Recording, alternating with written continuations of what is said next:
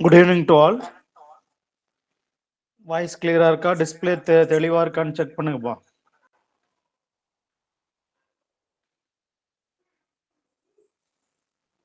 Display கிளியரா இருக்கான்னு பாருங்க. வாய்ஸ் ஆடியோ கிளியரா இருக்கான்னு பாருங்க.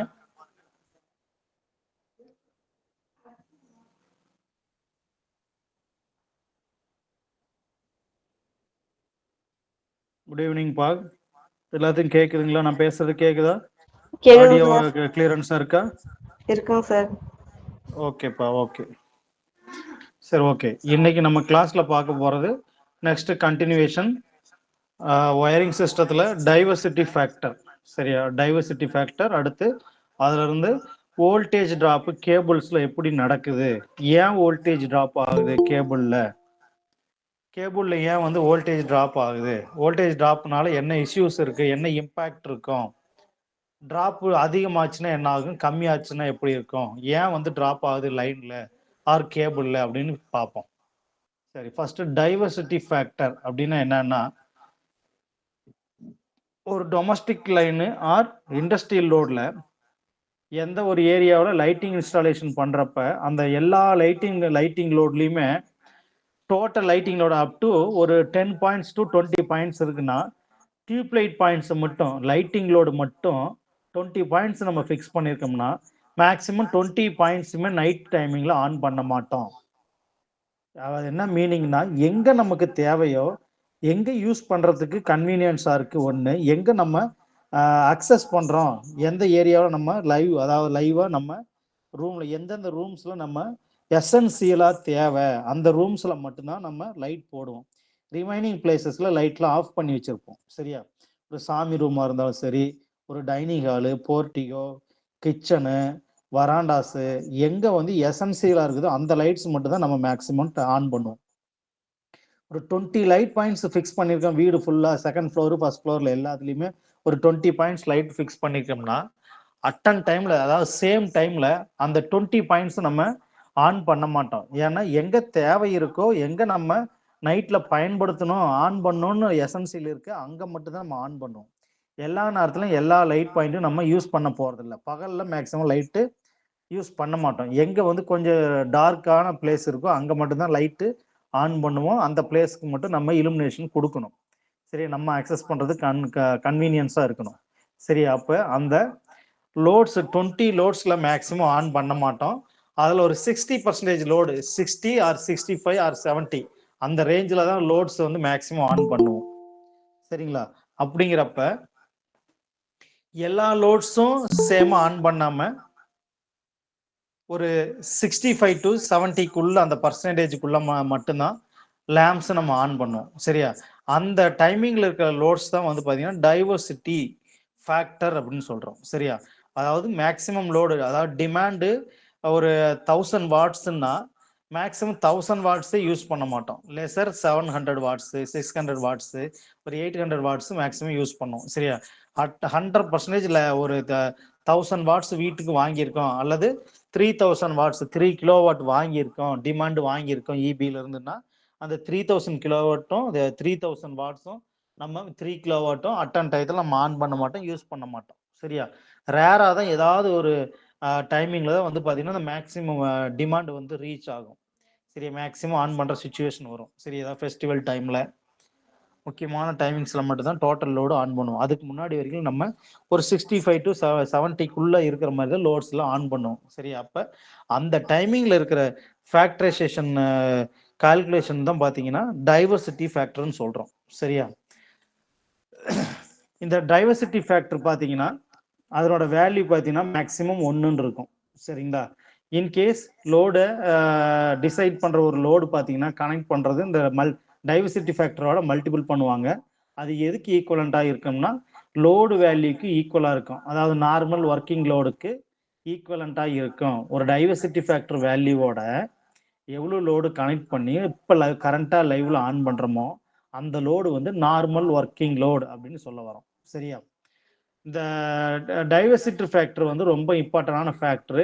ஒரு டெக்னீஷியன் வந்து கேபிள் சைஸை செலெக்ஷன் பண்ணுறப்ப ஒரு லோடு எவ்வளோ கரண்ட் ரேட்டிங் கன்சியூம் பண்ணும், ஒரு லோடு எவ்வளோ பவரை கன்சியூம் பண்ணும் அப்படின்னு தெரிஞ்சுக்கிறதுக்காக அந்த டெக்னீஷியன் என்ன பண்ணுவாருன்னா அந்த டோட்டல் லோடு டைவர்சிட்டி ஃபேக்டரை தெரிஞ்சுக்கணும். சரியா?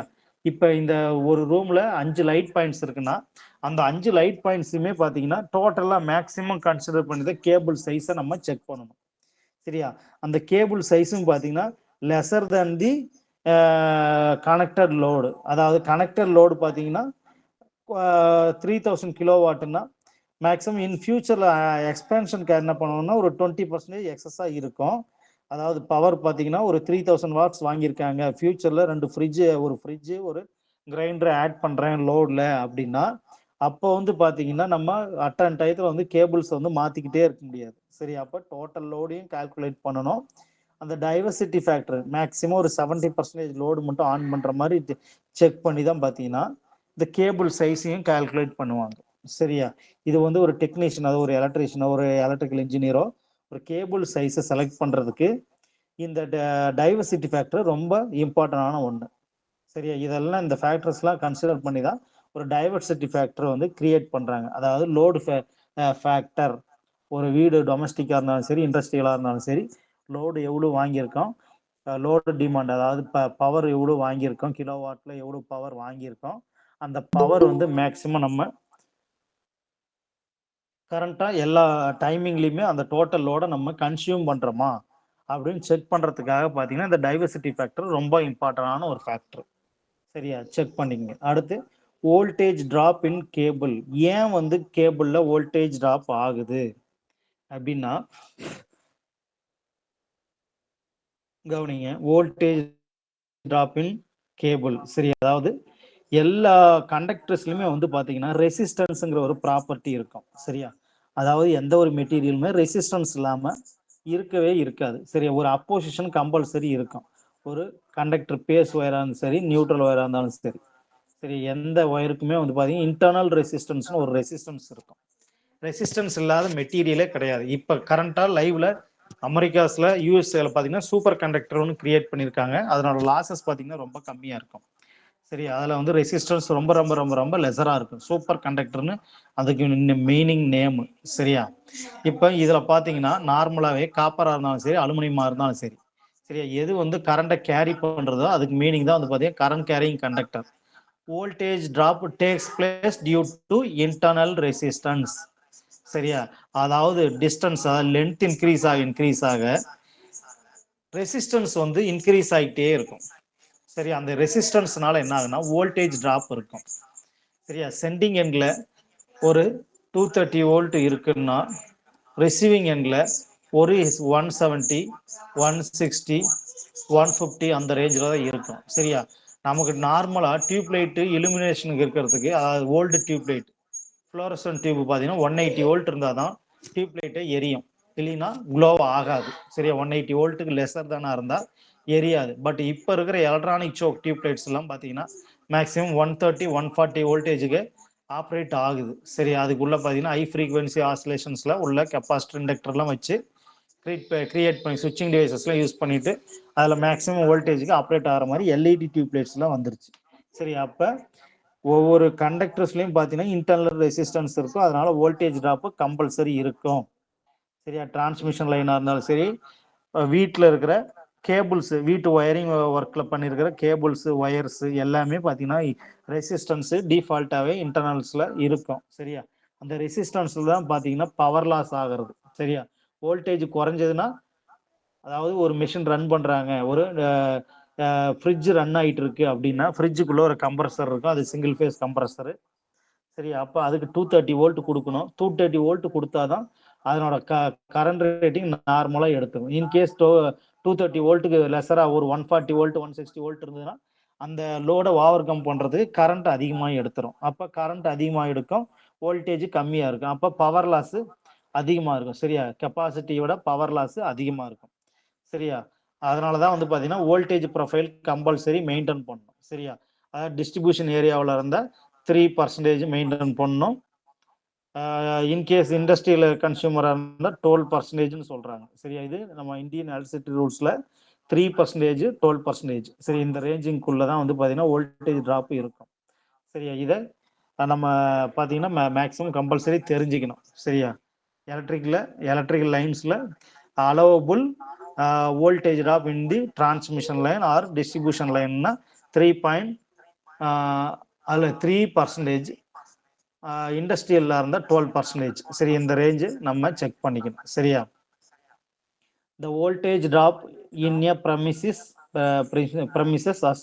as per BAS, அதாவது எலக்ட்ரிசிட்டி ரூல்ஸில் பார்த்தீங்கன்னா 703 should not be more than 3%. அதாவது 3%க்கு மேலே இருக்கக்கூடாது. Standard supply voltage when measured between consumer supply point and point of the installation அப்படின்னு, அதாவது கன்சூமர் சப்ளை பாயிண்ட்லேருந்து எங்கே வந்து நம்ம பாயிண்ட் யூஸ் பண்ணுறோம் அந்த பிளேஸ் வரைக்கும் பார்த்தீங்கன்னா 3%க்குள்ள இருக்கணும்.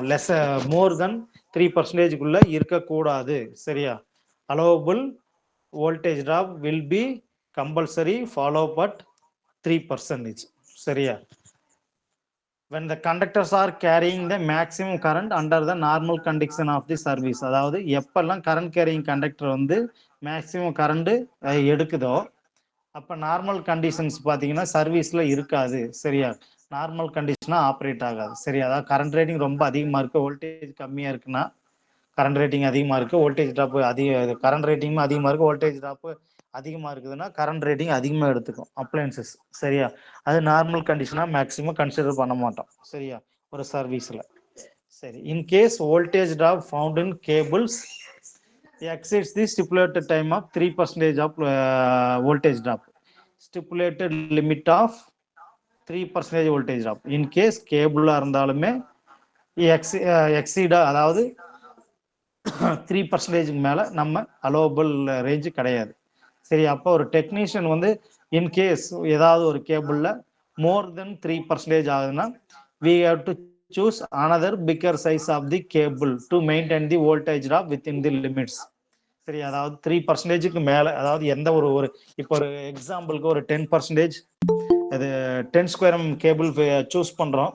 அதில் அலோவபிள் வோல்டேஜ், அதாவது இன்கமிங்கில் கொடுக்குற வோல்டேஜோட அது அவுட் கோயிங்கில் இருக்கிற வோல்டேஜ், எண்டில் இருக்கிற வோல்டேஜ் பார்த்தீங்கன்னா லெசர் 3%க்குள்ளே இருக்கணும். சரி, 3% ஆர் லெசர் 3%க்குள்ளே இருக்கணும்.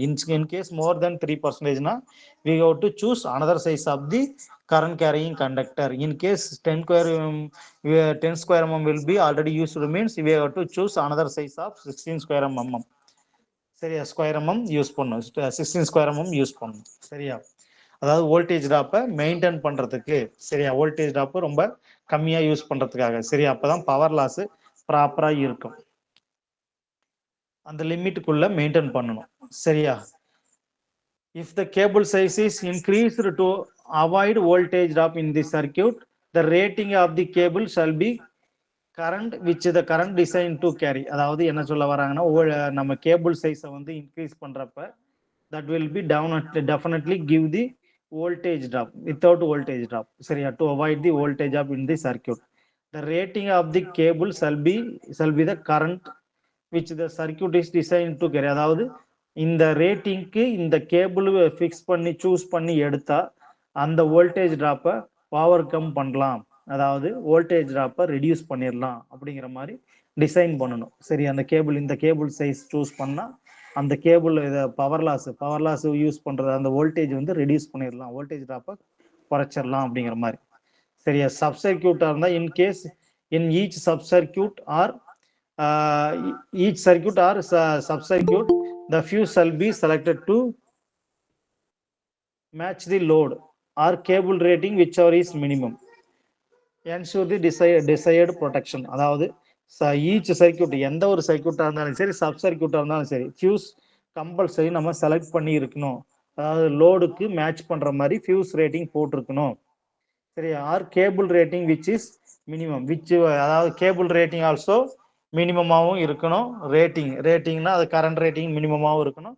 ஆர் ஃபியூஸ் ரேட்டிங் பார்த்தீங்கன்னா அந்த லோடை மேட்ச் பண்ணுற மாதிரி, அதாவது இப்போ வந்து ஒரு 10 HP மோட்டர் யூஸ் பண்ணுறோம் அப்படின்னா 10 HP மோட்டர் யூஸ் பண்ணுறப்ப ரன் பண்ணுறப்ப ஒரு ஹெச்பிக்கு 1.5 ஆம்ஸுங்கிறப்ப அப் டு 14 ஆம்ஸ் வரும். அப்போ அந்த 14 ஆம்ஸுக்கு டிபெண்ட் பண்ணி தான் நம்ம ஃபியூஸை செலக்ட் பண்ணியிருக்கணும். Fuse shall be selected to match the load. Or cable rating whichever is minimum. Cable rating மினிமமா இருக்கா இல்ல லோடு கரண்ட் ரேட்டிங் மினிமமா இருக்கா, இதை டிபெண்ட் பண்ணி தான் வந்து பாத்தீங்கன்னா நம்ம ஃபியூஸ் ரேட்டிங் சூஸ் பண்ணணும். சரியா, இது வந்து ஒரு ப்ரொடெக்ஷனுக்காக கேபிள் ரேட்டிங்கும் ரீசனபிளா இருக்கணும். அதே மாதிரி லோடும் வந்து அதுக்கு தகுந்த மாதிரி இருக்கணும். அதாவது ஃபியூஸ் ரேட்டிங்க்கு தகுந்த மாதிரி ஃபியூஸும் சூஸ் பண்ணியிருக்கணும். சரியா, இது ஒரு கண்டிஷன்ஸ். அடுத்து declared voltage of supply to consumer. சரி, declared voltage supply of consumer, அதாவது கன்சியூமருக்கு என்ன டிக்ளேர் பண்றாங்க, வோல்டேஜினுடைய டிராப் எவ்வளவு இருக்கணும் அப்படிங்கிற ஒரு ஐஇ ரூல்ஸ் கொடுத்துருக்காங்க. சரி, ஆல்ரெடி நான் இதை கன்வே பண்ணேன்.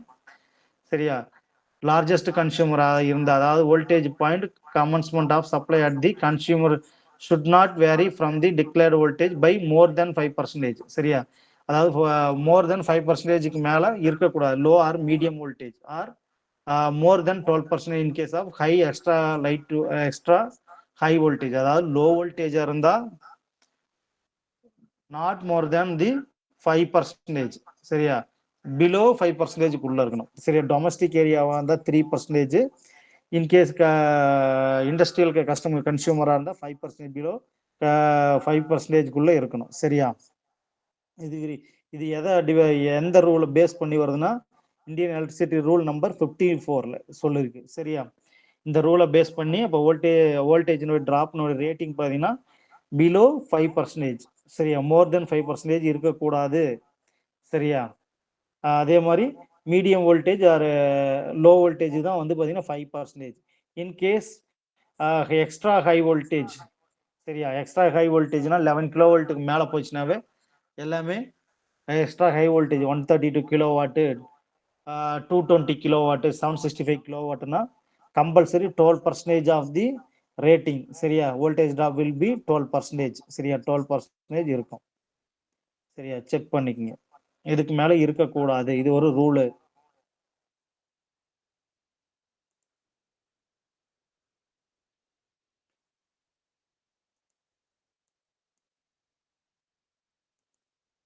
சரி, அடுத்து இந்த இமேஜ், அதாவது இந்த டயக்ராம் என்ன சொல்லுதுன்னா பர்மிசிபிள் வோல்டேஜ் டிராப் டயக்ராம்.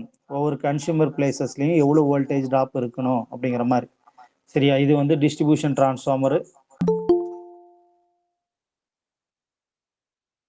இது வந்து டிஸ்ட்ரிபியூஷன் டிரான்ஸ்ஃபார்மரு, மோட்டார், ஹீட்டரு, இது எல்லாமே பார்த்தீங்கன்னா லைட்டிங் லோடெல்லாம் 3%.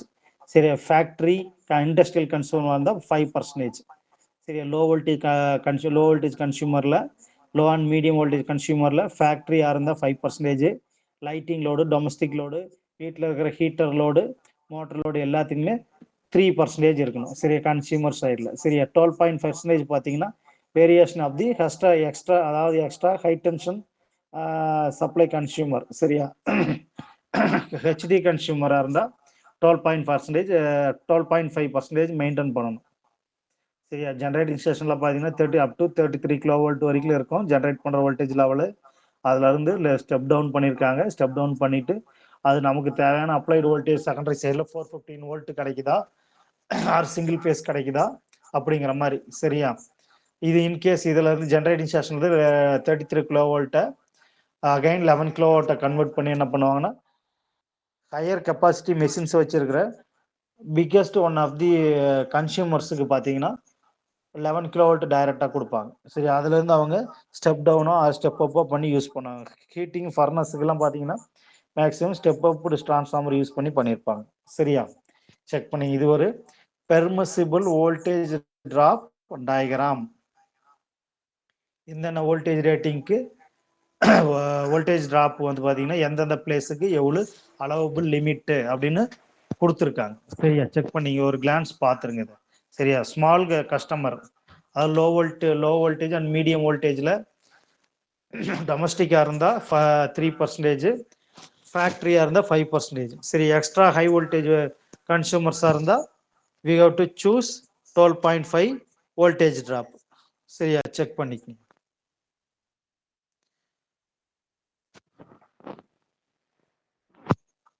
சரி, அடுத்து the increase in heat is proportional to the cable resistance. In case கேபிள்ல ஹீட் இன்க்ரீஸ் ஆச்சுன்னா proportional to cable resistance also increased. சரியா? அப்ப கிராஸ் செக்ஷனல் ஏரியா அதை டிபெண்ட் பண்ணி இருக்கும். சரியா? கண்டக்டர் அதாவது ரெசிஸ்டன்ஸ் எதை டிபெண்ட் பண்ணி இருக்குன்னா கண்டக்டருடைய ஏரியாவை டிபெண்ட் பண்ணியிருக்கோம்.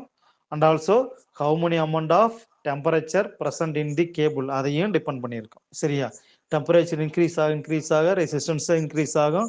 ரெசிஸ்டன்ஸ் இன்க்ரீஸ் ஆச்சுன்னா டிராப் அதிகமாக இருக்கும். அதனால பவர் லாஸ் அதிகமாக இருக்கும். சரியா?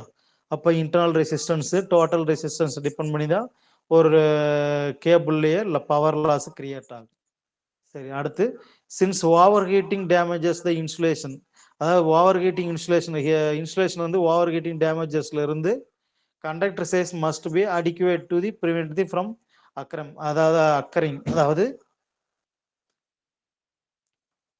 ஓவர் ஹீட்டிங்னால பார்த்தீங்கன்னா இன்சுலேஷன் ஃபெயிலியர் இருக்கக்கூடாது. அப்போ அதுக்கு தகுந்த மாதிரி கண்டக்டர் சைஸை நம்ம கம்பல்சரி சூஸ் பண்ணணும். அதே மாதிரி ஓவர் ஹீட்டிங்கையும் நம்ம ப்ரிவென்ட் பண்ணணும். சரியா?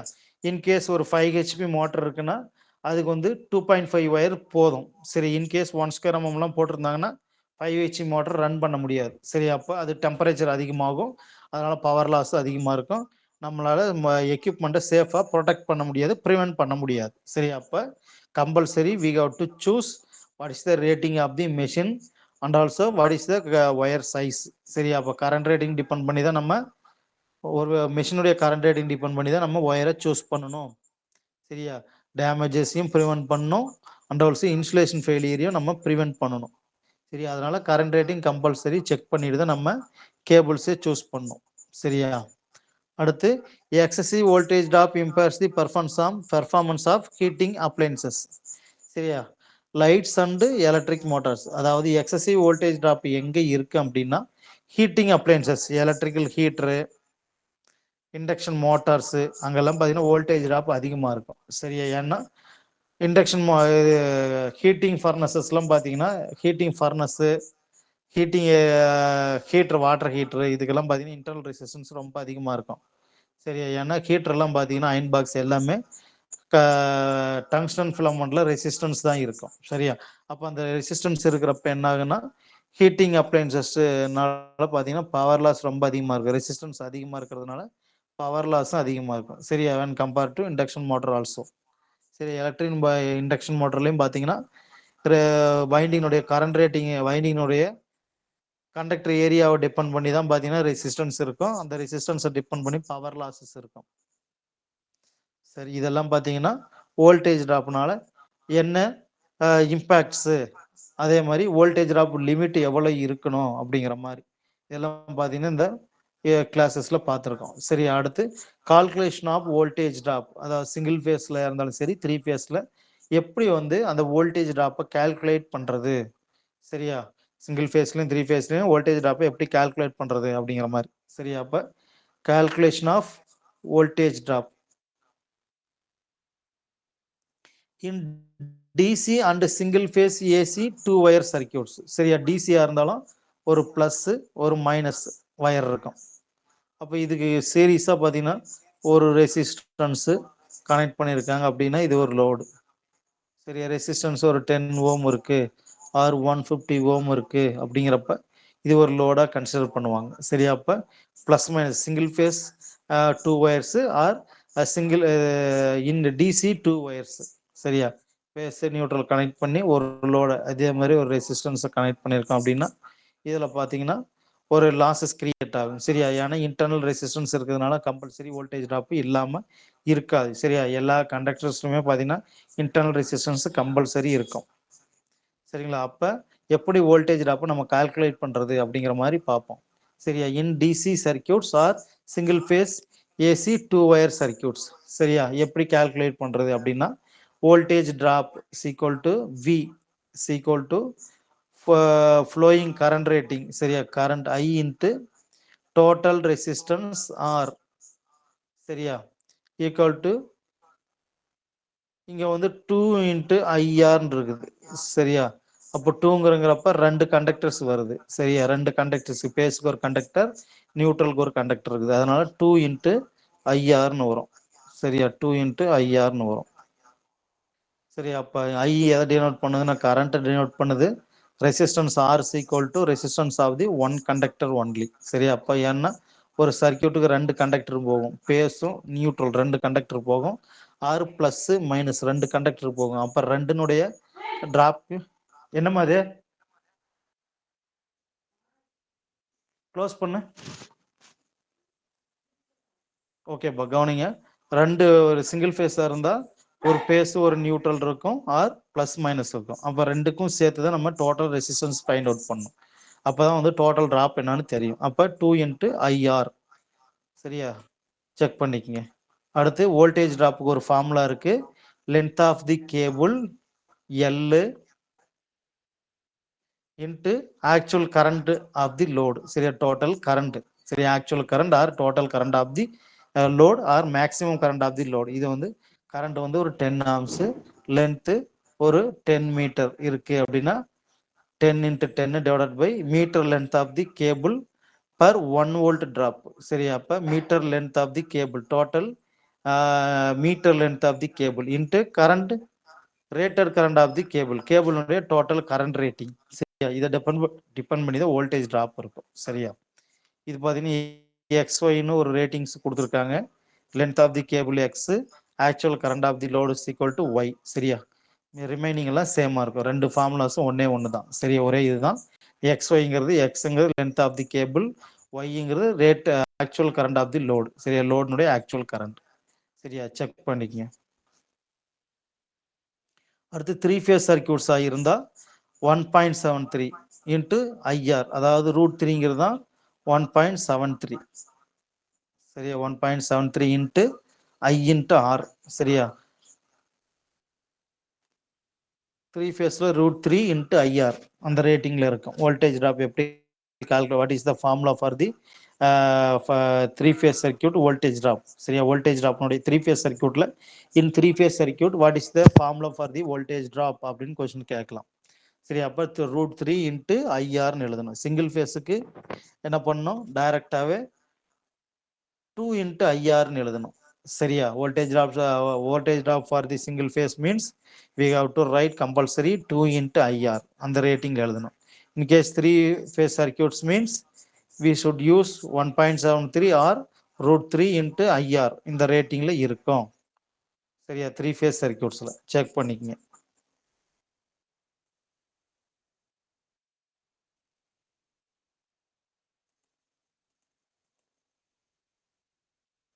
அடுத்து ஒரு ப்ராப்ளம் இருக்கு. இந்த ப்ராப்ளத்துல என்ன சொல்லியிருக்காங்கன்னா, ஒரு கெஸ்ட் ஹவுஸ் இன்ஸ்டாலேஷன் பண்ணியிருக்காங்க. ஒரு கெஸ்ட் ஹவுஸுக்கு ஒயரிங் இன்ஸ்டாலேஷன் பண்றப்ப எப்படி வந்து நம்ம ப்ராப்பர் சைஸ் ஆஃப் கேபிளை வந்து சூஸ் பண்றது, என்னென்ன சர்க்கியூட்ஸ் எதாவது என்னது லைட் லோடு பவர் லோடு என்ன யூஸ் பண்ணியிருக்காங்க, அப்போ total size of the cable எப்படி சூஸ் பண்றது அப்படிங்கிற மாதிரி ஒரு ப்ராப்ளம் கொடுத்துருக்காங்க. சரியா, இதை கம்பேர் பண்ணுங்க. A guest house installation has the following loads connected to the 3 phase 415 supply with neutral. சரியா, இது வந்து 3 phase 4 wire system கொடுத்துருக்காங்க. ஒரு கெஸ்ட் ஹவுஸ் ஒயரிங் இன்ஸ்டாலேஷன் பண்றோம். கீழே இருக்கிற லோட்ஸ் பார்த்தீங்கன்னா அதுக்கு கனெக்ட் பண்ணியிருக்கோம். சரியா, டோட்டல் லோடு கனெக்ட் பண்ணியிருக்கோம். சரியா, என்ன ஃபைண்ட் அவுட் பண்ண சொல்லியிருக்காங்க, select a proper size of cable for installation. சரியா, cable proper size of cable வந்து இன்ஸ்டால் பண்றதுக்கு செலக்ட் பண்ணுங்க அப்படின்னு சொல்லியிருக்காங்க. அப்ப first lighting equal to 3 circuits of tungsten lighting, total 2860 watts. என்ன சொல்லியிருக்காங்க, 3 சர்க்கியூட்ஸ் இருக்குது, அது டங்ஸ்டன் லைட்டிங் சொல்லிட்டாங்க. அப்ப டங்ஸ்டன் லைட்டிங்னா குண்டு பல்பு டியூப் லைட்டு அப்படிங்கிற மாதிரி 3 சர்க்கியூட்ஸா வச்சிருக்காங்க. Lighting circuits 3. அப்ப டோட்டல் power rating 2000.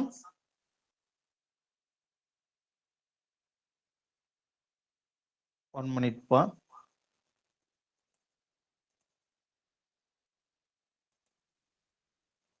Total load 2860 watts. Single first load பார்த்தீங்கன்னா ஒரு 3 சர்க்கியூட்ஸுக்கு 2860 வாட்ஸ். அடுத்து செகண்ட் பார்த்தீங்கன்னா power from 3 circuits 3 into 30 amps ring circuit to 16 amps socket outlets for 3 circuits use பண்ணியிருக்காங்க, 30 ஆம்ஸ் ரிங் சர்க்கியூட்ஸ். சரியா, இதில் ஃபர்ஸ்ட் பார்த்தீங்கன்னா அதே மாதிரி இதில் பார்த்தீங்கன்னா பவர் சர்க்கியூட் பார்த்தீங்கன்னா ஒரு சர்க்கியூட் யூஸ் பண்ணியிருக்காங்க, ஒரு ஹீட்டர் யூஸ் பண்ணியிருக்காங்க 1 இன்ட்டு 7 கிலோவாட். சரி, அப்போ 7000 வாட்ஸ். சரி, அடுத்து 2 × 3 கிலோவாட் இமர்ஷன் ஹீட்டர். அதாவது இமர்ஷன் ஹீட்டர்னா வாட்டர் ஹீட்டர் மேல இருக்குது ஸ்டோரேஜ். இது வந்து ஸ்டோரேஜ் கிடையாது, instant water heater. Instant water ஹீட்டர்னா ஸ்டோரேஜ் டேங்க் இருக்காது, டைரக்டா பாத்ரூம்ல பார்த்தீங்கன்னா சின்ன ஹீட்டரா இருக்கும். சன் இன்ஸ்டன்ட் ஹீட்டர் அந்த மாதிரி இருக்கும். அடுத்து இமர்ஷன் ஹீட்டர்னா வாட்டர் பக்கெட்ல போடுற மாதிரி இமர்ஷன் ஹீட்டர். அந்த ஹீட்டர் பார்த்தீங்கன்னா 2 ஹீட்டர் × 3 கிலோவாட். சரியா? அப்ப தெர்மோஸ்டாட்டிக்கலி கண்ட்ரோல்டு, அதாவது ஆட்டோமேட்டிக்கா தெர்மோஸ்டாட்டிக்ல, அதாவது டெம்பரேச்சர் செட் பண்ண டெம்பரேச்சர் வந்துருச்சுன்னா ஆட்டோமேட்டிக்கா ஹீட்டர் வந்து ஆஃப் ஆயிரும். சரியா? அப்ப இதுல பாத்தீங்கன்னா ஃபர்ஸ்ட் 7000 வாட்ஸ், செகண்ட்ல பாத்தீங்கன்னா 2 × 3 கிலோவாட். அப்ப 3 2 6000 வாட்ஸ், 6000 கிலோ வாட்ஸ், 6000 வாட்ஸ் தான் வருது. ஆமா, 6000 வாட்ஸ் தான் வருது. ஏன்னா 6 கிலோவாட்டுங்கிறப்ப 6000 வாட்ஸ் வரும். சரியா? அடுத்து குக்கிங் அப்ளைன்சஸ், ஒரு குக்கர் வந்து ஒரு 3000 வாட்ஸ். அடுத்து இன்னொரு குக்கர் வந்து 10.7 கிலோவாட். சரியா? அப்ப 10,700 வாட்ஸ், 10,700 வாட்ஸ். சரியா? அடுத்து மேல 2860 வாட்ஸ் இருக்கு. இது எல்லாமே நம்ம டோட்டலா கால்குலேட் பண்ணணும். சரி, அப்ப டோட்டலா கால்குலேட் பண்ணிட்டு தான் பாத்தீங்கன்னா டோட்டல் கரண்ட் ரேட்டிங் என்னன்னு தெரிஞ்சுக்கிட்டு பவர் ஃபைண்ட் அவுட் பண்ணிட்டு வோல்டேஜ் இது வந்து இது பாத்தீங்கன்னா சிங்கிள் ஃபேஸா, இது வந்து 3 ஃபேஸ். சரியா? 3 ஃபேஸுங்கிறப்ப கரண்ட் ரேட்டிங் ஃபைண்ட் அவுட் பண்ணும். அப்ப இதுல லைட்டிங் லோடுக்கும் ஒவ்வொரு கரண்ட் ரேட்டிங் கொடுத்துருக்காங்க, டைவர்சிட்டி ஃபேக்டர் சொல்லியிருக்காங்க. சரி, இந்த ரேஞ்சுக்குள்ள ஆப்ரேட் ஆகும் அப்படிங்கிற மாதிரி. ஒரு எஃபிஷியன்சி 75% அப்படிங்கிற மாதிரி. சரியா? ஒரு மிஷின் 100% ஆப்ரேட் ஆகுதுன்னா அதனோட டைவர்சிட்டி ஃபேக்டர் 100%. பட் இதனோட எஃபிஷியன்சி ஆர் டைவர்சிட்டி ஃபேக்டர் பார்த்தீங்கன்னா 70% கொடுத்துருக்காங்க. அப்ப லைட்டிங் எத்தனை லைட்டிங்கிற மாதிரி. சரியா? Current allowing for diversity amperes equal to 9 amps. சரியா? கரண்ட் டிமாண்ட் பார்த்தீங்கன்னா 19.9. பட் அதாவது current allowing for diversity ampere. சரி, இந்த ரேஞ்ச் நம்ம மேக்ஸிமம் யூஸ் பண்ணுவோம் அப்படிங்கிற மாதிரி. அப்ப இதுதான் நம்ம எடுத்துக்கணும், கால்குலேட் பண்ணி எடுத்துக்கணும். சரியா? அப்ப டோட்டல் இதுல பாத்தீங்கன்னா பவர் பாத்தீங்கன்னா ஒவ்வொன்றும் செப்பரேட்டா கொடுத்துருக்காங்க. சரியா? 30 30 30. சரியா? 30 ஆம்ஸ் எடுத்துக்கும் அப்படிங்கிற மாதிரி. சரியா? அடுத்து water heaters, instant water heaters, அதனோட கரண்ட் ரேட்டிங் கொடுத்துருக்காங்க. அடுத்து water heaters statically connected water ஹீட்டருடைய கரண்ட் ரேட்டிங் கொடுத்துருக்காங்க. சரி, இதுல அதனோட டைவர்சிட்டி ஃபேக்டர் 100% இருக்கு. சரியா? கொடுத்துருக்காங்க. சரியா? அடுத்து குக்கர், 2 குக்கர் இருக்கு, அதனோட கரண்ட் ரேட்டிங் 12.5 ஆம்ஸ், 44.5 ஆம்ஸ் இருக்கு. சரியா? அப்ப டோட்டலா இது வந்து மேக்சிமம் டிமாண்டு, இது கரண்டா நம்ம யூஸ் பண்ற கரண்ட் ரேட்டிங். சரியா? வோல்டேஜ் டிபெண்ட் பண்ணி எவ்வளவு கரண்ட் எடுத்துக்கிறது அப்படிங்கிற மாதிரி. அப்ப 213 ஆம்ஸ் எடுத்துக்குது, இது மேக்சிமம் டிமாண்ட். பட் நம்ம வோல்டேஜ் கரெக்டா இருந்ததுன்னா நம்ம யூஸ் பண்ற கரண்ட் ரேட்டிங் பாத்தீங்கன்னா 189.7 இந்த கரண்ட் ரேட்டிங் வருது. சரியா? அப்ப இதுல இருந்து டோட்டல் கரண்ட் ரேட்டிங். சரியா? 3 ஃபேஸ் 180.7ங்கிறது டோட்டல் கரண்ட் ரேட்டிங், எல்லா லோடுனுடைய கரண்ட் ரேட்டிங். சரியா? டைவர்சிட்டி ஃபேக்டர், அதாவது 75% லோட்ல நான் மிஷின் ஆப்ரேட் பண்றேன் அப்படிங்கிற மாதிரி. சரியா? அப்ப அதனோட டைவர்சிட்டி ஃபேக்டரையும் கன்சிடர் பண்ணோம். அதனோட கரண்ட் ரேட்டிங் பாத்தீங்கன்னா 189.7. சரியா? அப்ப டோட்டல் கரண்ட் ரேட்டிங் பாத்தீங்கன்னா யூஸ் பண்ற கரண்ட் ரேட்டிங் 180.7, 189.7.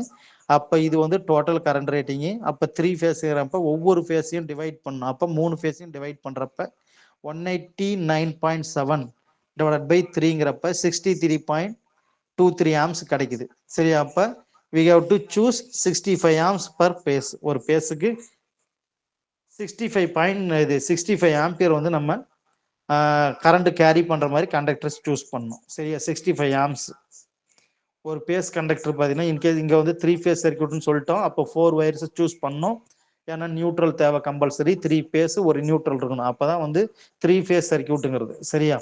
அப்ப ஒவ்வொரு ஃபேஸும் 65 ஆம்ஸ் கரண்ட் கேரி பண்ணுது அப்படிங்கிறப்ப டோட்டல் கரண்ட் ரேட்டிங் 189.75 வரும். சரியா? செக் பண்ணிக்கங்க. அப்படிங்கிறப்ப per phase will be taken current will be 65 ampere. சரியா? 65 ஆம்ஸ் எடுத்துக்கும்.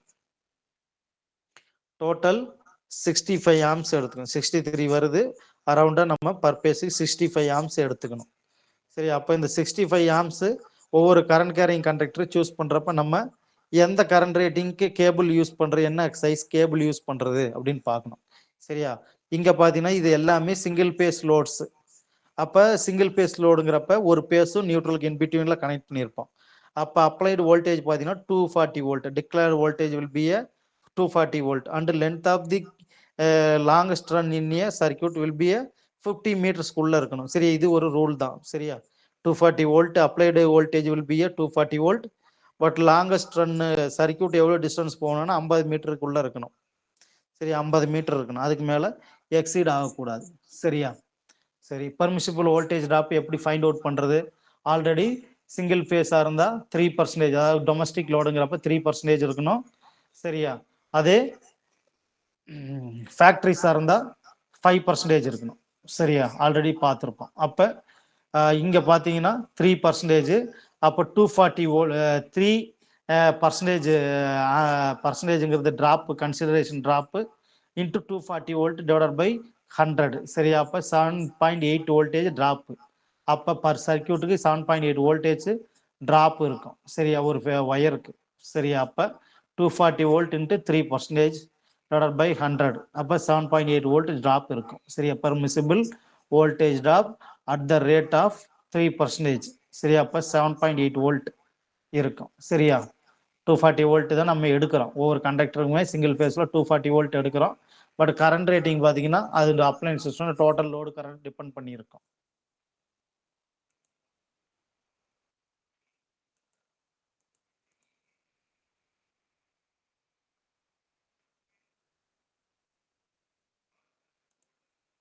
சரி, ஓகே. அப்ப அந்த total current rating 189.75 around 190 amps carry பண்ணோம்னா நம்ம என்ன கரண்ட் ரேட்டிங்க்கு, அந்த கரண்ட் ரேட்டிங் வந்து 190 ஆம்ஸ்னா எப்படி நம்ம கேபிள் சூஸ் பண்றது அப்படிங்கிறப்ப size of the conductor should be selected as a 35 square mm which can carry around 69 amps. சரியா? அரௌண்டா 69 ஆம்ஸ். சரியா? இந்த கேபிள் கரண்ட் ரேட்டிங்லாம் நான் ஒரு சார்ட் உங்களுக்கு அனுப்பிச்சுடுறேன், அது செக் பண்ணிக்கங்க. ஒவ்வொரு ஸ்கொயர் எம்எம், அதாவது 2.5 ஸ்கொயர் எம்எம் என்ன கரண்ட் ரேட்டிங்க வித் ஸ்டாண்ட் பண்ணும், கேபிள் வந்து இன்சுலேஷன் ஃபெயிலியர் ஆகாமல் இருக்கும். 1.5 என்ன கரண்ட் ரேட்டிங் எடுத்துக்கும், 1 ஸ்கொயர் எம்எம் என்ன கரண்ட் ரேட்டிங் எடுத்துக்கும் அப்படின்னு ஒரு ஸ்லைடு உங்களுக்கு ஃபார்வேர்ட் பண்ணுறேன். சரி, இப்போ voltage drop 60, voltage drop 7.8 volt ட்ராப்னு சொல்லிட்டோம். இதில் 69 ஆம்ஸ் ஒரு பேஸுக்கு வருது. அப்படிங்கிறப்ப 35 ஸ்கொயர் எம்எம் நம்ம சூஸ் பண்ணியிருக்கோம். சரியா? Rating will be 1 volt for every 7.2 meters cable run. என்ன சொல்றாங்கன்னா ஒரு 7.2 மீட்டர்ஸுக்கு 1 வோல்ட் டிராப் ஆகும் அப்படின்னு சொல்ல வராங்க. அப்ப 7.2 மீட்டர்ஸ்ங்கிறப்ப பாத்தீங்கன்னா இங்க 50 மீட்டர்ஸுக்கு ஒரு சர்க்யூட் இருக்கணும். Cable run should be at 50 meters. சரி, அதுக்கு மேல எக்ஸீட் ஆகக்கூடாது. 50 மீட்டர்ஸுக்கு தான் நம்ம கேபிள் ஃபிக்ஸ் பண்ணணும். அதுக்கு மேல வோல்டேஜ் டிராப் அதிகமாயிரும். சரி, அதனால ஒரு லிமிட்டுக்குள்ள இருந்தால் தான் அப்ளையன்சஸ் சேஃபா ரன் ஆகும். அதனால கம்பல்சரி 50 மீட்டர்ஸ்க்குள்ளேயே ஒரு அப்ளையன்சஸ் எல்லாம் டிசைட் பண்ணி ஃபிக்ஸ் பண்ணிக்கணும். சரியா? the voltage drop at 69 amps current rating will be a 50 divided by distance 50 divided by per மீட்டருக்கு 7.2 மீட்டர்ஸுக்கு 1 வோல்ட் டிராப் ஆகுது. சரியா? அப்ப 50 into 65 divided by 7.2 into 69 amps. சரியா? அப்ப வோல்டேஜ், இது கரண்ட், இது distance 50 meters into total current rating. இது வந்து 65ங்கிறது கரண்ட் ரேட்டிங். சரியா? அங்க ஆல்ரெடி டிஃபால்ட்டா நம்ம செக் பண்ணது. சரியா? 65 ஆம்பியர் டோட்டல் லோடு. அப்ப 3 ஃபேஸ் ஒரு கண்டக்டர்ல பாத்தீங்கன்னா 66.54 வோல்ட் டிராப் ஆயிருக்கும். சரியா? the actual voltage drop in the circuit, that is 6.54 volts, is well within the permissible value of 7.2 volts. சரியா? the cable selected suitable for the installation. சரியா? அப்ப அதாவது actual voltage drop ஒவ்வொரு சர்க்யூட்டுக்குமே பாத்தீங்கன்னா இந்த டிஸ்டன்ஸுக்குள்ள நம்ம கேபிளை லேயிங் பண்ணோம். 50 மீட்டர்ஸுக்குள்ள கேபிளை லேயிங் பண்ணியிருக்கணும். அதனோட allowable voltage drop will be 7.2 per meter. 7.2 மீட்டருக்கு பர் வோல்ட் 1 வோல்ட். சரி, அப்படிங்கிறப்ப 7.2 மீட்டர்ஸ் இருக்கணும். அதே மாதிரி மேக்ஸிமம் கரண்ட் ரேட்டிங் 69 ஆம்ஸுக்கு நம்ம 35 ஸ்கொயர் எம் சூஸ் பண்ணியிருக்கோம். பட் ஒரு பேஸ் எடுத்துக்கிற current rating 65 amps, total distance 50 metres. அப்போ இந்த டோட்டல் கால்குலேஷன் போட்டோம்னா we can get 6.54 volt per phase. Voltage drop for 65 amps is equal to 6.54 voltage drop. சரியா, voltage drop ஆகும். சரியா, இந்த மாதிரி தான் வந்து செக் பண்ணணும். சரியா, வோல்டேஜ் ட்ராப்பும் இருந்திருக்கணும். சரியா, சரி. அடுத்து estimation of load, cable size, bill of the material and cost for the wiring installation. சரியா, எப்படி வந்து ஒரு லோடை எஸ்டிமேட் பண்றது, வீட்டில் ஒரு டொமஸ்டிக் வயரிங் பண்றப்ப எப்படி கால்குலேட் பண்றது, ஆர் எஸ்டிமேஷன் கிரியேட் பண்றது அப்படிங்கிற மாதிரி. சரியா, அப்ப இந்த இடத்துல பாத்தீங்கன்னா எப்படி எஸ்டிமேஷன் போடுறோம். சரியா, கேபிள் சைஸ் என்ன சூஸ் பண்ண போறோம், bill of the material and cost for a wiring installation. சரியா, மெட்டீரியலினுடைய காஸ்ட் என்ன, டோட்டல் வயரிங்கை கம்ப்ளீட் பண்றப்ப வயரிங் இன்ஸ்டாலேஷனுடைய காஸ்ட் என்ன அப்படிங்கிற மாதிரி நம்ம கால்குலேட் பண்ணணும். சரியா, அப்பதான் வந்து ப்ராப்பரா நம்ம வயரிங் பண்ண முடியும். சரியா, a minimum of 2 lighting sub-circuits shall be provided in each house, so that in case of fault is one sub-circuit, the whole house not plugged into total darkness. என்ன சொல்ல வராங்கன்னா, a minimum of 2 lighting sub-circuits, ஒரு வீட்டில் compulsory 2 lighting sub-circuits இருக்கணும். சரியா, each ஹவுஸ்ல minimum 2 lighting sub-circuits இருக்கணும். so that in case of fault in one sub-circuit, ஏதாவது ஒரு சர்க்கியூட்ல ஃபால்ட் ஆயிடுச்சுன்னா ஹோல் ஹவுஸ் என்ன ஆச்சு, பவர் சப்ளைனால இது இருட்டாயிரும். சரி, அந்த மாதிரி இருக்கக்கூடாது. அதனால கம்பல்சரி 2 சப் சர்க்கியூட்ஸ் கிரியேட் பண்ணியிருக்கணும். சரியா, the load on power circuit should be restricted 3000 watts. இது ஆல்ரெடி நம்ம பார்த்துருக்கோம். சரியா, பவர் சர்க்கியூட்டா இருந்தா we will compulsory check the 3000 watts having not more than 2 socket outlets. சரி, அதாவது 3000 வாட்ஸுக்கு மேலேயும் இருக்கக்கூடாது. அந்த சாக்கெட்ஸ், பவர் சாக்கெட்ஸ் 2 சாக்கெட்ஸுக்கு மேலே இருக்கக்கூடாது ஒரு சர்க்கியூட். சரி, பவர் சர்க்கியூட்டுக்கு கம்பல்சரி ஒரு பவர் சர்க்கியூட் 2 சாக்கெட்டுக்கு மேலே இருக்கக்கூடாது. பவர் சாக்கெட் 16 ஆம் சாக்கெட்டுக்கு மேலே இருக்கக்கூடாது. அதே மாதிரி 3000க்கு மேலே எக்ஸீட் ஆகக்கூடாது ஒரு பவர் சர்க்கியூட். இந்த மாதிரி கன்சிடர் பண்ணி தான் நம்ம வயரிங் பண்ணணும். சரி, எஸ்டிமேஷன் ஆஃப் லோட் ரெக்யர்மெண்ட்ஸ். சரியா, ஒரு வீட்டுக்கு நம்ம என்னென்ன லைட்டு, ஃபேனு, எல்லாமே என்னென்ன அப்ளையன்சஸ் ஃபிக்ஸ் பண்ண போகிறோம், அதனோட லோடை நம்ம எப்படி கால்குலேட் பண்ணுறது ஆர் எஸ்டிமேட் பண்ணுறது அப்படிங்கிற மாதிரி. சரி, அப்போ இதில் பார்த்தீங்கன்னா ஐட்டம்ஸ், என்னென்ன ஐட்டம்ஸ் இருக்குது, அதனோட ரெக்கமெண்டட் பவர் ரேட்டிங் என்ன. சரியா, இதில் இன்கேண்டசன் லேம்ப், குண்டு பல்பெல்லாம் இருக்குது, அதனோட பவர் ரேட்டிங் 60 வாட்ஸ் கொடுத்துருக்காங்க. சீலிங் ஃபேன் இருக்குது, அதனோட power rating 60 watts. Table fans இருக்கு, அதனோட பவர் ரேட்டிங் 60 வாட்ஸ். அதே மாதிரி 6 ஆம்ஸ் 3 பின் சாக்கெட் அவுட்லெட்ஸ் இருக்கு, அதனோட டோட்டல் கரண்ட் ரேட்டிங் 100 வாட்ஸ்னு கொடுத்துருக்காங்க. சரியா, ஃப்ளோரசன் டியூப் லைட் இருக்கு, அது 40 வாட்ஸ். சரியா, பவர் சாக்கெட் 16 ஆம்ஸ்ல 1000 வாட்ஸ் கொடுத்துருக்காங்க. அப்போ டோட்டல் வாட்ஸ் கால்குலேட் பண்ணிக்கணும். சரியா, டோட்டல் வாட்ஸ் கால்குலேட் பண்ணிட்டு டோட்டல் கரண்ட் என்னன்னு செக் பண்ணணும். சரியா, 60 120 3 18 180 100 280 320 1320 வாட்ஸ். சரியா, 3 18 18 180 100 280 280 40 320 வாட்ஸ். அப்போ 1320 வாட்ஸ் டோட்டல். அப்போ total power by voltage 240 volt. அப்போ கரண்ட் என்னன்னு தெரிஞ்சிடும், IC equal to power by voltage. சரியா, போட்டிங்கன்னா அரௌண்ட் 3 ஆம்ஸுக்கு மேலே வரும். சரியா, 4 கிட்டத்தட்ட 5 ஆம்ஸுக்கு பக்கமாக வரும். செக் பண்ணிக்கணும். சரியா, அப்போ இப்படிதான் கரண்ட் ரேட்டிங் சூஸ் பண்ணணும். அப்போ டோட்டல் கரண்ட் ரேட்டிங் தகுந்த மாதிரி இன்கமிங் கேபிள் செலக்ட் பண்ணணும். சரியா, அடுத்து ப்ராப்ளம்ஸ் கொடுத்துருக்காங்க, எப்படி வந்து சூஸ் பண்றது மெட்டீரியல்ஸ் அப்படிங்கிற மாதிரி ஒரு ப்ராப்ளம் கொடுத்துருக்காங்க. Estimate the cost of material for wiring PVC channel for a office room having 2 lamps 1 fan 1 6 arm socket அவுட்லெட்னு கொடுத்துருக்காங்க. அதாவது ஒரு ஆஃபீஸ் ரூம் வயரிங் பண்ணணும், அதனோட அதுக்குள்ள எத்தனை அப்பரேட்டஸ், அதாவது இது பாயிண்ட்ஸ் ஃபிக்ஸ் பண்ணணும் அப்படிங்கிற மாதிரி. சரியா, fine estimate the cost of the மெட்டீரியலோட காஸ்ட்டை நம்ம எஸ்டிமேட் பண்ணணும், கால்குலேட் பண்ணணும். சரியா, அப்போ ஆஃபீஸ் ரூம் வயரிங் பண்றதுக்கு அதுக்குள்ள நம்ம என்னென்ன ஃபிக்ஸ் பண்ண போறோம்னா 2 லேம்ப் இருக்கணும், ஒரு ஃபேன் இருக்கணும், ஒரு 6 ஆர்ம் சாக்கெட் அவுட்லெட் இருக்கணும். சரி, இதை செக் பண்ணி தான் பார்த்தீங்கன்னா டோட்டல் ஒயரு நம்ம சூஸ் பண்ண போகிறோம். சரியா, To estimate the cost of the material,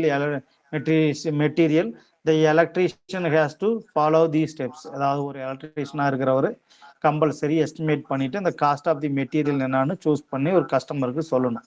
சரி, ஒரு எலக்ட்ரீஷியன் என்ன பண்ணணும்னா, ஒரு பில்டிங் கட்டியிருக்காங்க அப்படின்னா ஒரு ரூம்ஸுக்கு எத்தனை ஆஃபீஸ் ரூமாக கன்சிடர் பண்ண, ஒரு அந்த ஆஃபீஸ் ரூமில் 2 பாயிண்ட்ஸ் டியூப்லைட் பாயிண்ட்ஸ் 2 வைக்கிறேன், ஃபேன் பாயிண்ட்ஸ் 1 வைக்கிறேன், ரிமைனிங் சுவிட்ச் போர்ட்ஸில் வைக்கிறேன் அப்படிங்கிறப்ப டோட்டல் பவர் ரேட்டிங் கால்குலேட் பண்ணியிருக்கணும். அதே மாதிரி எப்படி எஸ்டிமேட் பண்ணுறது, அதாவது பவரையும் கால்குலேட் பண்ணணும், வயரிங் மெட்டீரியல்ஸ் பைப் எவ்வளோ தேவை, கிளாம்ப் எவ்வளோ தேவை, வயர் எவ்வளோ தேவை, எங்கெங்கே பிளேஸ் பண்ண போகிறோம், சீலிங் ரோஸ் எத்தனை தேவை, ஆங்கிள் ஹோல்டர் எத்தனை தேவை, பெண்டன் ஹோல்டர் எத்தனை தேவை, எத்தனை லேம்ப்ஸ் ஃபிக்ஸ் பண்ண போகிறோம் அப்படிங்கிற மாதிரி அந்த மெட்டீரியலுடைய காஸ்ட்டு கம்பல்சரி எலக்ட்ரீஷியனுக்கு தெரிஞ்சிருக்கணும். சரி, அப்போ அது கம்பல்சரி ஃபோக்கஸ் பண்ணும் ஒரு எலக்ட்ரீஷியனுங்கிற ஒரு சில ஸ்டெப்ஸ் எல்லாம் ஃபாலோ பண்ணும். சரியா, இதில் first we have to decide type of wiring. சரியா, பிவிசி பைப்பா ஆர் கேசிங் கேப்பிங் பைப்பா இல்லை கான்டியூட் பைப்பில் போட்டு அந்த லேயிங் பண்ண போகிறோமா. ஃபர்ஸ்ட் எடுத்த உடனே என்ன டிசைட் பண்ணணும்னா பிவிசி சேனல், அதாவது கேசிங் கேப்பிங் டைப்பா அப்படின்னு செக் பண்ணணும். சரியா, இங்கே வந்து அதுதான் கொடுத்துருக்காங்க, கேசிங் கேப்பிங் பைப் தான் குயிக்காக கம்ப்ளீட் பண்ணும் அப்படிங்கிறதுக்கு. ஆஃபீஸுங்கிறப்ப ஒரு நீட்னஸ் அப்பியரன்ஸ் இருக்கணுங்கிறதுக்காக கேசிங் கேப்பிங் பைப் கொடுத்துருக்காங்க. சரியா, position of the electrical points loads has to be decide as per the requirement. என்ன சொல்றாங்க, position of the electrical points loads எங்கெங்க ஃபிக்ஸ் பண்றது அப்படின்னு ரெக்யூர்மெண்ட் என்னென்ன இருக்குது அதுக்கு தகுந்த டிசைட் பண்ணணும். சரி, position of the electrical points, tube lights எந்த ஹைட்டில் ஃபிட் பண்ணணும், ஆங்கிள் ஹோல்டர் எந்த ஹைட்டில் ஃபிட் பண்ணணும், சீலிங் ஃபேனை அந்த ஹைட்டில் ஃபிக்ஸ் பண்ணணும், எந்த பொசிஷனில் ஃபிக்ஸ் பண்ணணும் அப்படிங்கிற மாதிரி நம்ம டிசைட் பண்ணணும்.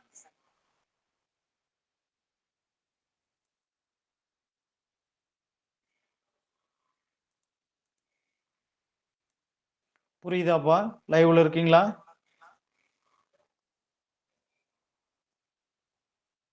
இருக்கும் சார். நான் பேசுறது கேக்குறீங்களா? ஓகேப்பா, ஓகே ஓகே ஓகே. அடுத்த பாயிண்ட்ஸ் பார்ப்போம். ஃபர்ஸ்ட் என்ன பண்றோம், டோட்டல் பவர் ரேட்டிங் சொல்லிட்டாங்க, எத்தனை பாயிண்ட்ஸ் அப்படின்னு சொல்லிட்டாங்க. அப்போ டோட்டல் பவர் ரேட்டிங் என்ன, 2 டியூப்லைட் சொல்லிட்டாங்க. அப்போ ஒரு டியூப்லைட்டு 40 வாட்ஸுக்கு ரேட்டிங் கொடுத்துருக்காங்க ஆல்ரெடி. சரியா, 40 வாட்ஸ், அப்போ 80 வாட்ஸ். ஒரு ஃபேன் வந்து 60 வாட்ஸ், அப்போ டோட்டல் 60 வாட்ஸ். ஒரு சாக்கெட்டு அப்ராக்சிமேட்டாக 100 வாட்ஸ், அப்போ 240 watts. Total power rating 240 watts. So total load is 240 watts. The current taken by the total loads are, power வந்து 240 வாட்ஸு, பவர் இது வோல்டேஜ் வந்து சிங்கிள் ஃபேஸ் சப்ளை அப்படிங்கிறப்ப voltage 240, அதோட power factor cos phi check பண்ணணும் 0.8. அப்போ total current rating என்ன அப்படிங்கிற மாதிரி. அப்போ சிங்கிள் ஃபேஸ் பவருக்கு பவர்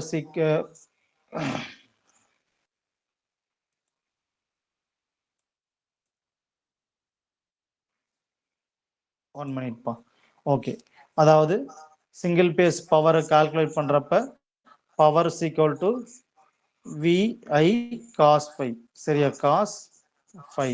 சரியா, இப்போ VI cos phiங்கிறப்ப இங்க வோல்டேஜ் 240, கரண்ட் தான் நம்ம ஃபைண்ட் அவுட் பண்ணோம், பவர் ஃபேக்டர் 0.8. சரியா, ஒரு ரெசிஸ்டிவ் லோடு ஏதோ ஒரு லோடுக்கு 0.8ன்னு டிசைட் பண்ணிட்டாங்க.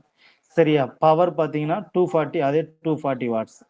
சரியா, அப்போ கம்பல்சரி பவர் வேணும், இது கரண்ட் வேணும்னா கரண்ட் இது அப்படியே ரைட் ஹேண்ட் சைடில் வச்சுட்டு ரிமைனிங் எல்லாம் இந்த பக்கம் போனோம்னா பவர் பை வோல்டேஜ் காஸ் பைன்னு வந்துடும். அப்போ total current rating 240 watts, applied voltage 240, power factor 0.8, cos phi value, current rating 1.25 amps வந்திருக்கும். சரியா, கால்குலேட் பண்ணோம். அப்போ இந்த 1.25 ஆம்ஸுக்கு நம்ம என்ன ஒயரு ஃபிக்ஸ் பண்ணணும், சூஸ் பண்ணணும் அப்படிங்கிற மாதிரி. சரியா, hence PVC copper flexible 1 square mm is enough for this circuit or room. அதாவது டோட்டல் இந்த 1 square mm ஒயரே பார்த்தீங்கன்னா மேக்ஸிமம் 9 ஆம்ஸ் வரைக்கும் வித்ஸ்டாண்ட் பண்ணுது, கரண்ட்டை வித்ஸ்டாண்ட் பண்ணுது. அப்போ இங்கே இருக்கிற டோட்டல் 3 கொடுத்துருக்கிற பாயிண்ட்ஸுக்கு 240 வாட்ஸ் கேரி பண்ணுறதுக்கு we will compulsory choose 1 square mm wire, PVC wire choose பண்ணோம். அது வந்து போதுமானதாக இருக்கும் ஒரு சர்க்கியூட்டுக்கு. சரியா, பர் ரூமுக்கு. சரியா, however since this wiring is come to category of commercial wiring, in case commercial wiring இருந்தால் for safe side we can choose 1.5 square mm PVC insulated cable flexible PVC insulated copper flexible wire. சரியா, commercial wiring இருந்தால், அதாவது நம்ம இது வீட்டுக்குங்கிறப்ப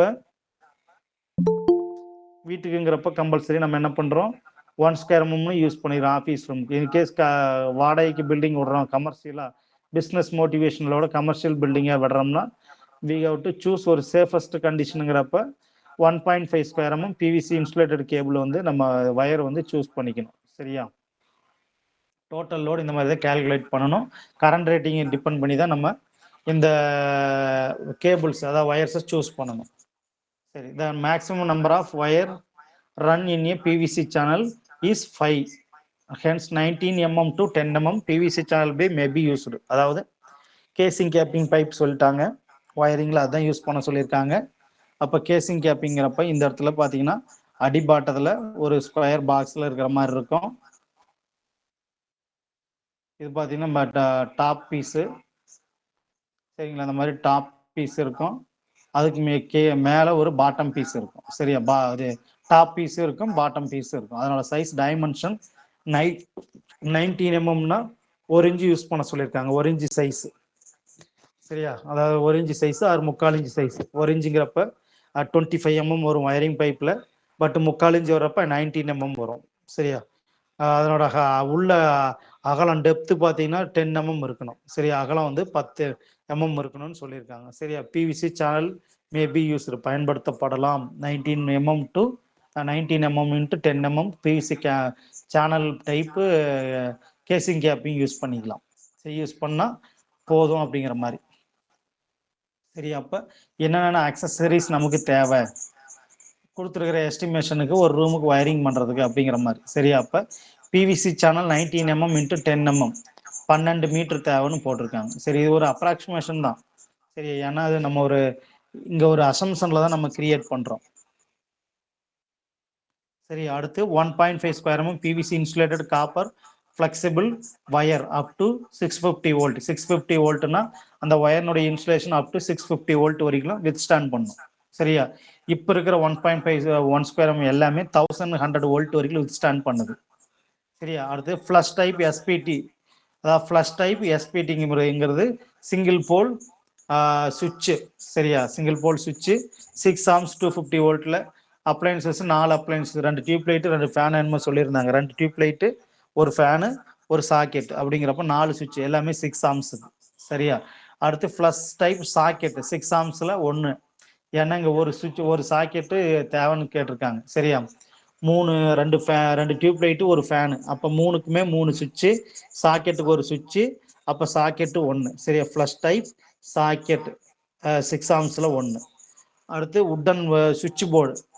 சரியா, 250 mm into 150 mm ஒரு number. அது wooden சுவிட்ச் போர்டு தேவையில்ல நமக்கு, ஏன்னா எல்லா சுவிட்சஸும் இதெல்லாம் ஃபிட் பண்ணணும்ல. அடுத்து tube light fitting completed set of 250 volt 4 feet 40 wattsல 2 நம்பர். டியூப் லைட் ஃபிட்டிங் வந்து ரெண்டு நம்பர் சொல்லியிருக்காங்க. அதனோட வோல்டேஜ் ரேட்டிங் வந்து இன்புட் வோல்டேஜ் 250 வோல்ட்டுக்கு 4 feet லென்த்துக்கு இருக்கணும். ஒவ்வொரு டியூப் லைட்டும் 40 watts கன்சியூம் பண்ணும் பவரை. அதில் வந்து 2 நம்பர். அடுத்து சீலிங் ஃபேன் வந்து 250 வோல்ட்டில் 1200 mm ஸ்வீப்புனா அதனோட இது பிளேட்ஸ்னுடைய லென்த் 1200 mm, அதில் ஒரு பீஸ். அடுத்து எலக்ட்ரிக்கல் ஃபேன் ரெகுலேட்டர், ஏன்னா அந்த ஃபேனை ரெகுலேட்டர் கண்ட்ரோல் பண்ணும்ல, அதனோட பவர் ரேட்டிங் 250 வோல்ட் 60 வாட்ஸில் இருக்கணும். சரியா, voltage 250 volt, power rating 60 watts withstand பண்ணுற மாதிரி இருக்கணும். அப்போ அதனோட ரெகுலேட்டர் 1. அடுத்து உட்டன் ஸ்க்ரூஸ், இது எதுக்காகனா அந்த கேசிங் கேப்பிங் வாலில் ஃபிக்ஸ் பண்ணுறதுக்காக. சரி, அந்த உட்டன் ஸ்க்ரூஸ் தேவைப்படுது. சரி, அது ஒரு 25 நம்பர். அடுத்து PVC insulation tape 19 mm with 9 mm 9 metre length.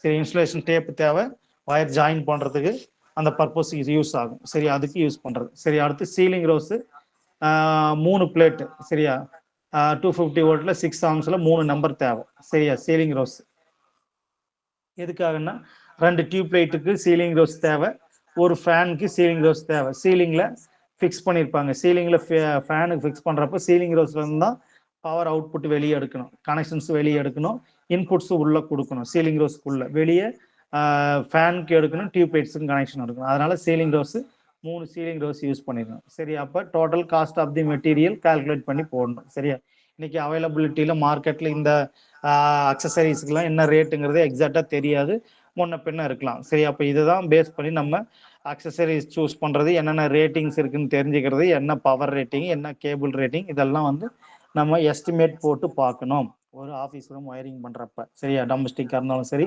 ஃபேக்டரியாக இருந்தாலும் சரி, என்ன லோடு இருக்கோ அதுக்கு தகுந்த மாதிரி கேபிள்ஸை சூஸ் பண்ணோம். அதுக்கு அடிஷ்னல் ரெக்யர்மெண்ட் அக்சசரிஸ் என்ன தேவைங்கிறத நம்ம டிசைட் பண்ணிட்டு தான் டோட்டல் எஸ்டிமேஷன் காஸ்ட்டை ரெக்யர்மெண்ட் என்ன இருக்குதோ அதுக்கு தகுந்த மாதிரி நம்ம எஸ்டிமேஷன் போடணும். சரியா? அடுத்து சரி, இப்போ இதோட இருக்கட்டும், நெக்ஸ்ட் கிளாஸ்ல பார்ப்போம். இன்னும் 2 கிளாஸ்ல நான் முடிச்சிருவேன் இந்த சப்ஜெக்ட். அடுத்து அப்ஜெக்டிவ் கொஷின்ஸ் பார்ப்போம்.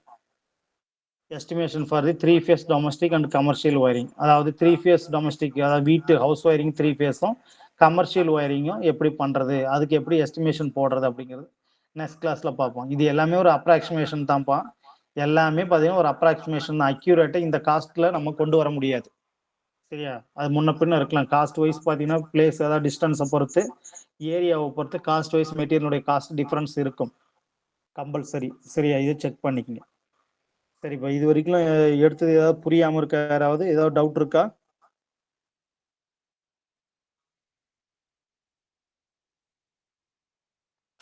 ஓ சார். ஓகே, யாருக்காவது புரியாம இருக்காப்பா? அப்படியே ஸ்டெப் இந்த வீடியோஸ் நான் உங்களுக்கு யூடியூப்ல அப்லோட் பண்ணிடுவேன். ஏதாவது டவுட் இருந்ததுன்னா நீங்க அப்பப்போ செக் பண்ணிக்கங்க.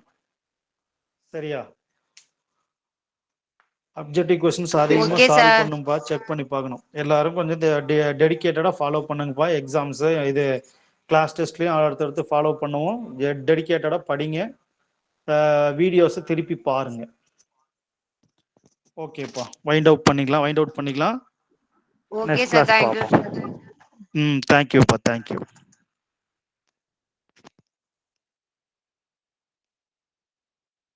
ஓகேப்பா, வைண்ட் அப் பண்ணிக்கலாம். Left out ஆகிங்க.